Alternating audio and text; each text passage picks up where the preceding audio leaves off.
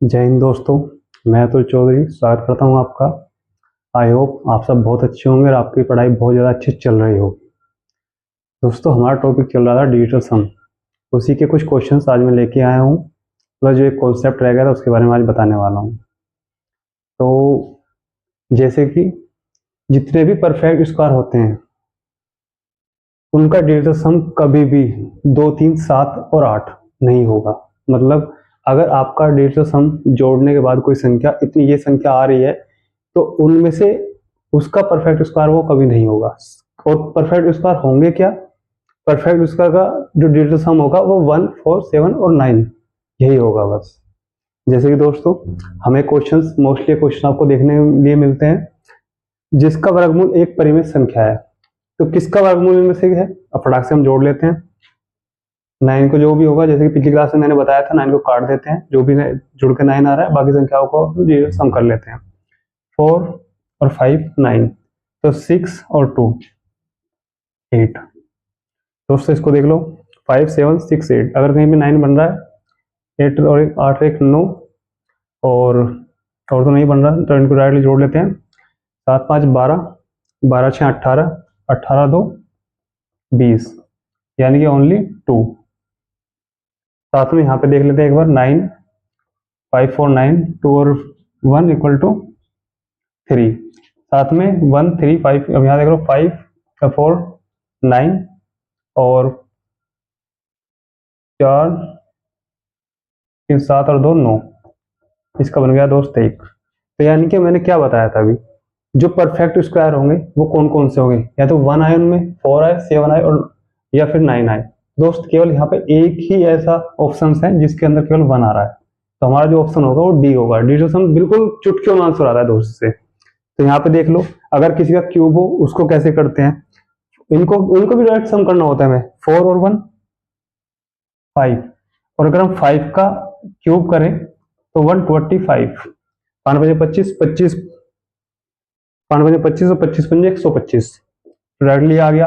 अब दोस्त इनको जोड़ लेते हैं, 5 3 और ये 8। अब दोस्त इन ऑप्शन में देख लो किसका 8 बैठ रहा है।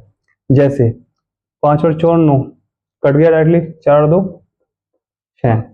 यहाँ पे देख लो 7 और 2 9, 4 4 8, 4 4 8, 6 और 2 8, 2 10 6 16 और 6 और 1 7, 4 4 8 8 16 2 18, यानी कि आपका 9। तो यहाँ पे केवल 8 कौन से ऑप्शन में आ रहा है? हमारा बी में। तो हमारा ऑप्शन दोस्त बी सही हो। जैसे ऑफ का मतलब होता है मल्टीप्लाई, अगर हम इनको डिजिटल सम करें, जोड़ें, तो दोस्त इधर आएगा 3 मल्टीप्लाई 4 प्लस यहाँ पे x% ऑफ 70। तो दोस्त यहाँ पे क्या करेंगे, यहाँ पे केवल 7 आएगा, यहाँ से x, तो यहाँ हो जाएगा 7x इक्वल टू 25, 2 और 5 7 ऑफ मल्टीप्लाई। अगर दोस्त यहाँ पे करें तो यहाँ पे अगर देखो 9 बन रहा है, क्या 6 और 3 9, तो केवल यहाँ पे बचेगा 5। अब यहाँ पे क्या करेंगे, अगर इनको हम मल्टीप्लाई करें तो दोस्त यहाँ आएगा 12 प्लस 7x इक्वल टू 5 7 35। इनको अगर जोड़ें तो दोस्त यहाँ पर आ गया 3, 7x इक्वल टू, अगर यहाँ पे इनको जोड़ लें 5 और 3 8। ठीक दोस्त, अब यहाँ पे क्या करने वाला है, इधर इसको जो माइनस लेके जाओ, 7x इक्वल टू 8 माइनस 3। तो यहाँ पे x इक्वल टू दोस्त अगर डायरेक्टली बात करें, 8 में 3 गया 5 अपॉन 7। और दोस्त मैंने बताया था नीचे हमेशा हम 1 बनाने की कोशिश करते हैं, तो 1 बनाने के लिए ऐसे किस संख्या से हम मल्टीप्लाई करेंगे जो नीचे 1 बन जाए। जैसे मैंने पहले बताया 7 के फर्स्ट क्लास में बताया, 7 के लिए करते हैं तो हम करते हैं दोस्त 4 से मल्टीप्लाई, और अगर 4 से नीचे मल्टीप्लाई करेंगे तो दोस्त हम ऊपर भी 4 से ही मल्टीप्लाई करेंगे। अब नीचे क्या आ जाएगा, अगर दोनों की मल्टीप्लाई देखें यहाँ पे, तो नीचे दोस्त हो जाएगा 7 चौक 28, 8 और 2 10, जुड़ने के बाद 1 बन जाएगा, और ऊपर आ जाएगा 5 चौक 20। तो दोस्त इनको जोड़ने के बाद तो बन गया 1, और ऊपर रह गया 20, और 20 भी केवल 0 जुड़ेगी नहीं बाद में, तो ये बच जाएगा दोस्त 2। अब इनमें से ऑप्शन देख लो कौन सा आपका 2 बन रहा है। अगर यहाँ पर 20 की बात करें तो 20 में 0 कोई वैल्यू है नहीं, तो यहाँ पर केवल 2, एक ही ऑप्शन ऐसा है जिसमें 2 बन रहा है। तो दोस्त हमारा ये ऑप्शन आसानी से बिल्कुल डिजिटल सम से बिल्कुल परफेक्टली सही हो जाएगा। अब दोस्त ये एक दी गई है जीपी की टर्म्स। अब इसको देखो कितनी सिंपल तरीके से हम क्या करते हैं। इसमें कहा गया है ए इक्वल टू दिस और ये दोस्त अप टू 10 टर्म्स जा रही है। अगर इनको हम डिजिटल सम करें तो इनमें क्या आएगा, 1/4, 0.004 है यहाँ पे पॉइंट के बाद। तो दोस्त इसको भी हम डायरेक्टली क्या लिखेंगे 4, क्योंकि हम डिजिटल सम में क्या करते हैं प्लस करते हैं डायरेक्टली। तो दोस्त आगे तक ये सीरीज ऐसे ही चलती रहेगी अप टू कितना 8 टर्म। तो इसको दोस्त हम क्या करने वाले हैं, अगर इस टाइप का हमारा कभी भी कुछ भी बन जाए संख्या, तो इसमें से केवल हम एक संख्या पकड़ते हैं 1/4।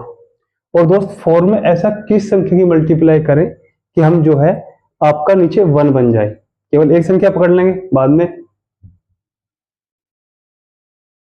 किस संख्या की ऐसी मल्टीप्लाई करें। 2 की करके देखो 8 बन रहा है, 3 की करो 12 बन रहा है, 4 की करो 16 बन रहा है, 5 की करो 20 बन रहा है, फिर 6 की करो 24 बन रहा है, 7 का करो, हमने क्या करा था यहाँ पे 7 आया था सेम।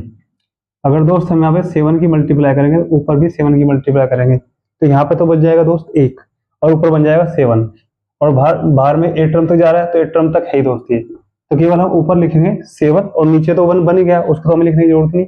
और फिर दोस्त है 8।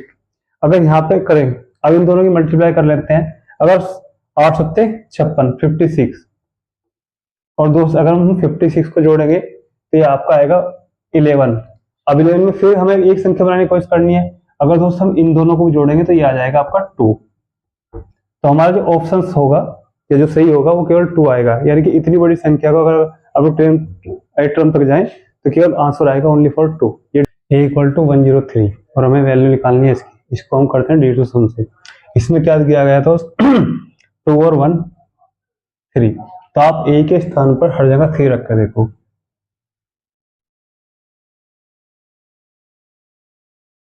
3 का स्क्वायर माइनस इक्वल 3 एंड 3। इसको अगर हम सोल्व करेंगे तो 3 3 या 9 और 3 3 या 9 प्लस 3 और दोस्त बाहर रह गया 3। अगर हम 9 से प्लस माइनस का कट जाए तो अंदर केवल 3 बचेगा और 3 की 3 का मल्टीप्लाई आ जाएगा, ये तो दोस्त आ जाएगा 9। तो ये होगा हमारा आंसर। साथ में एक क्वेश्चन हमारा ये बहुत अच्छे वाला क्वेश्चन है, कई बार आता है और बिल्कुल सिंपल शब्दों में। इसमें कहा गया है 3 लगातार विषम प्राकृतिक संख्याओं का योग 375 है, तो इनमें से सबसे छोटी संख्या का वर्ग ज्ञात कीजिए। अब दोस्त हम कौन कौन सी छोटी संख्या मानते हैं, सबसे पहले n, दूसरी n+2 और n+4। ये दोस्त विषम प्राकृतिक संख्या होंगी, इनको इक्वल रखते हैं 375 के। तो अगर हम बात करें n तो ये हो जाएगा दोस्त 3n इक्वल टू 375 और ये 2 और 4 इक्वल टू 6। ये इधर जाके माइनस हो जाएंगे, इधर बचेगा दोस्त अगर यहाँ पे माइनस करें 369, इधर है 3n। और अगर 3n को दोस्त अगर 3 से इधर काटे इनको तो ये बचेगा 3 1 जा 3, 3 2 जा 6 एंड 3 3 जा 9। तो n इक्वल टू 1 2 3। अब इसमें दोस्त क्या कहा गया है कि सबसे छोटी संख्या का वर्ग। तो सबसे छोटी संख्या हमारी n की वैल्यू है इतनी। अगर हम इसका वर्ग करेंगे 1 2 3 तो सबसे पहले हम क्या करते हैं, इनको जोड़ते हैं 3 2 और 1, 3 2 और 1 इक्वल टू 6। और अगर दोस्त हम 6 का स्क्वायर करेंगे, वर्ग करेंगे, तो हमारा क्या आएगा 3 3 जा 6 36। तो दोस्त 36 को अगर हम जोड़ दें तो ये आएगा 9। तो यानी कि हम जो आंसर लाने वाले हैं वर्ग क्या होगा, वो 9 होगा।